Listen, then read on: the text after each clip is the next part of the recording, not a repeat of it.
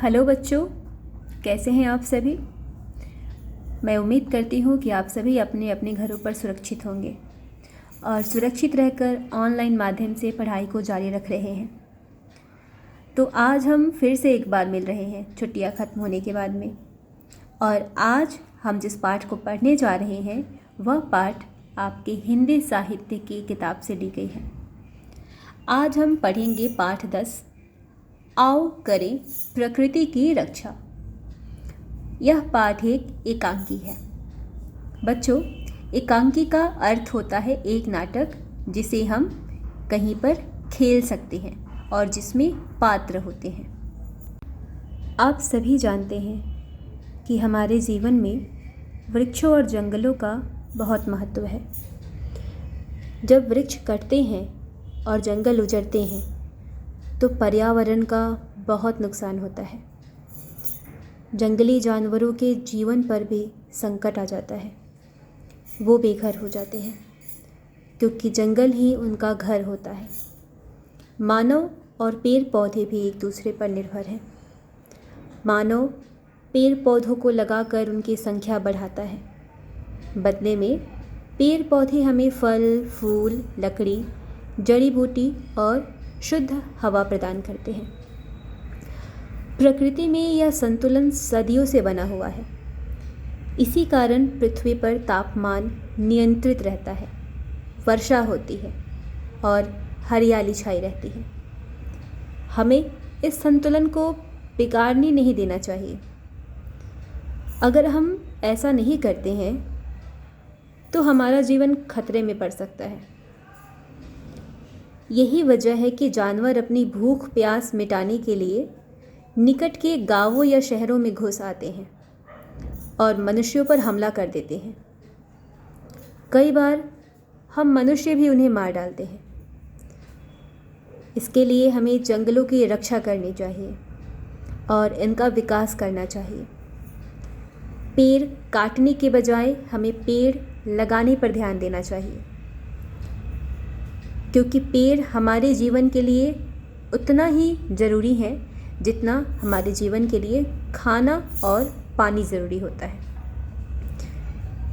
यानी एक तरह से पेड़ हमारे लिए जीवन होते हैं, और जब हम कुल्हाड़ी चलाते हैं तो हम अपने जीवन को काट रहे होते हैं। आइए आज हम पढ़ते हैं एक एकांकी जिसका नाम है आओ करें प्रकृति की रक्षा। इस एकांकी को पढ़ते हैं और देखते हैं कि यहाँ पर पात्रों ने क्या बात कहने की कोशिश की है और हमें क्या संदेश दिया है। पाठ का नाम आओ करें प्रकृति की रक्षा। पर्दा खुलता है। मंच पर वृक्ष का रूप धारण किए 5-6 बच्चे खड़े हैं। लकड़हारे की वेशभूषा में एक लड़का आता है। लकड़हारा: पिछली बार आया था तब तो इन वृक्षों में फल लगे थे।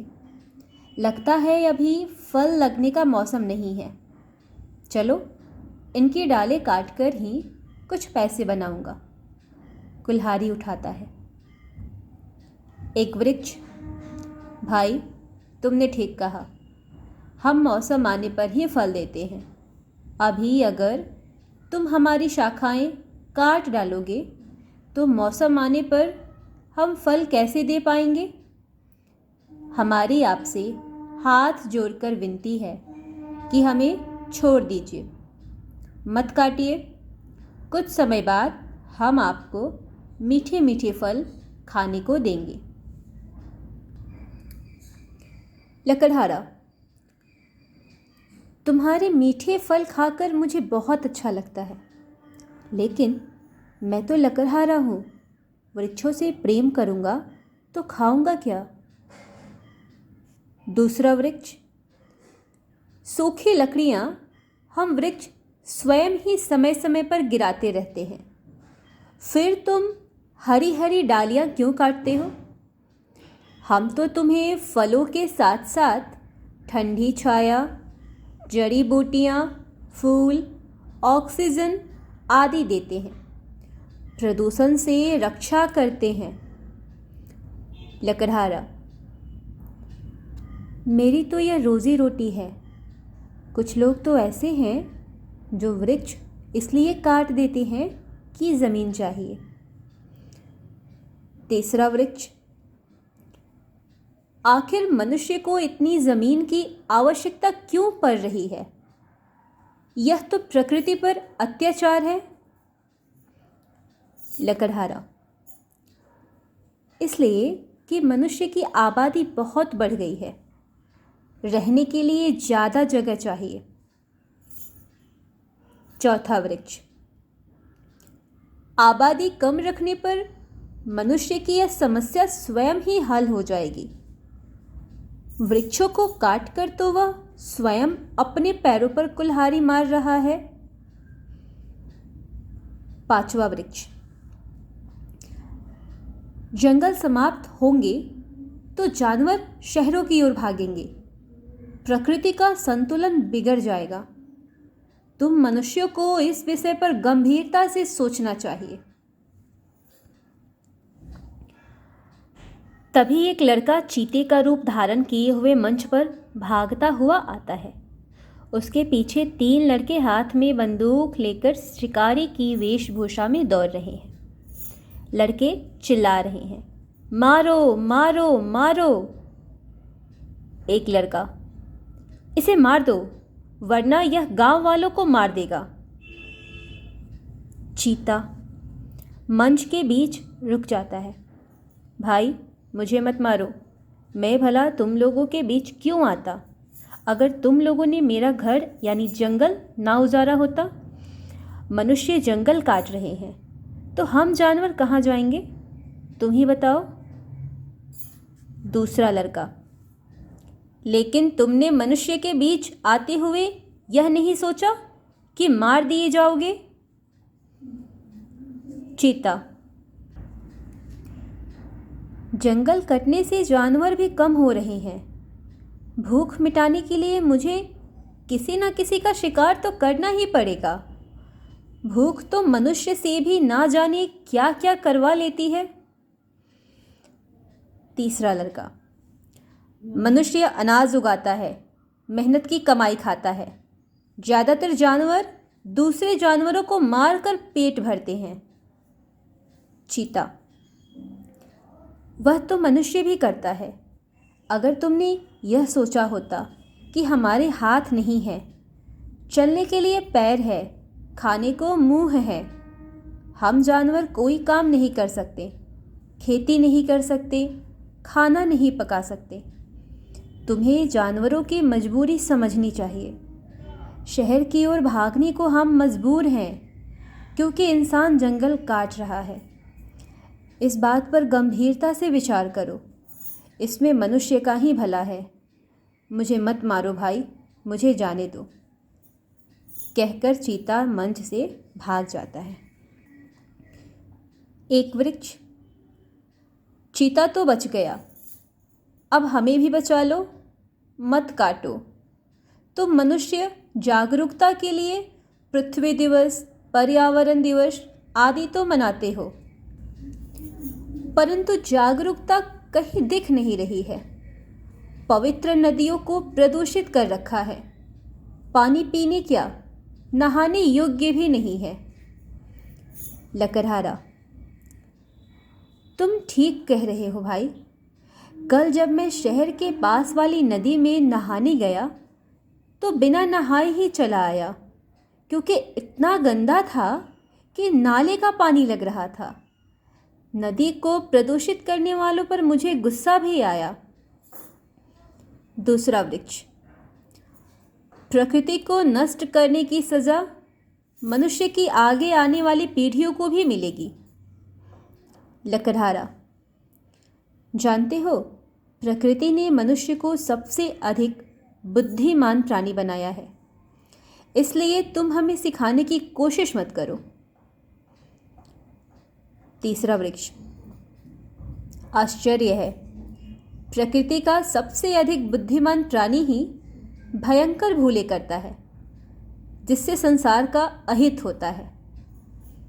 लकड़हारा, तुम ठीक कहते हो भाई। प्रकृति के सबसे अधिक बुद्धिमान प्राणी को कौन समझाने आएगा? हमें ही गंभीरता से सोचना होगा। एक बंदूकधारी। हमारी गलतियों की सज़ा आने वाली पीढ़ियों को मिलेगी, जिसके लिए वे हमें कभी माफ़ नहीं करेंगी। लकड़हारा एवं बंदूकधारी तीनों बच्चे एक पंक्ति में मंच के बीच खड़े होकर मुट्ठी बंद करके दायां हाथ हवा में लहराते हुए गाते हैं। हम बच्चे करते हैं प्रण, प्रदूषण से पृथ्वी को बचाएंगे। अपने हर एक जन्म दिवस पर पौधा एक लगाएंगे। पर्दा गिरता है। बच्चों, प्रकृति हमें जीवन देती है, जीने के लिए ज़रूरी सुख सुविधाएं प्रदान करती है और हमारी रक्षा भी करती है। लेकिन जब मनुष्य प्रकृति पर अत्याचार करता है और उसका गलत इस्तेमाल करता है, तो वह हमें इसका दंड भी देती है। यह पाठ एक एकांकी है, जिसमें वृक्ष अपनी उपयोगिता बताते हुए लकड़हारे से उन्हें ना काटने का अनुरोध करते हैं। वह अपनी बात कहते हैं, वह लकड़हारे को समझाते हैं कि उसे वृक्षों को काटना नहीं चाहिए।